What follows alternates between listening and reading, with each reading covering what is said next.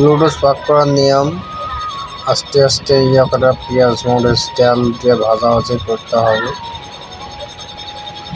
তারপরে এরকম করে তারপর হলুদ মরিচ টরিচ দেওয়ার পরে সুন্দরভাবে কষে নিয়ে হ্যাঁ ডিম দিব সারা দেওয়ার পরে ডিমটা ভালোভাবে একটু মাখামাখি করে নিতে হবে সুন্দরভাবে নেওয়ার পরে একটু ঘাটাঘাটি করার লাগবে। ঘাটাঘাটি করে যখন একটু সেদ্ধ মতো ভালোভাবে হয়ে গেল তখন একটু জাল দেওয়ার লাগবো বেশি করে, ডিমটা একটু ভালোভাবে হওয়ার পরে তারপরে একটু সুন্দরভাবে কষা করিয়ে তারপর নুডলস দেওয়ার লাগবো।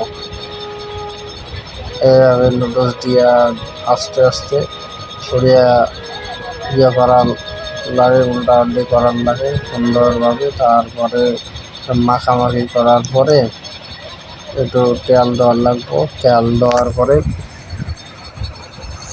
তাহলে নুডলসটা সুন্দরভাবে মাখানো যাবে, তাহলে কবে বলবে তারপরে একটু মাখামাখি করার পরে একটু মশলা দেওয়ার লাগবে, তাই না হলে এবার নুডলসটা ভালো হবে না। আর তখন নুডলসের স্বাদটা হবে অন্যরকম স্বাদ। দেখতে পাচ্ছি সুন্দরভাবে নুডলস হইতেছি, মাখামাখি একটু করে করতেছি। তারপরে একটু করে ঘাটাঘাটি করার লাগবে। ঘাটাঘাটি করার পরে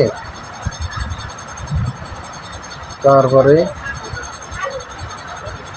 নুডলসটা না ঘাটলে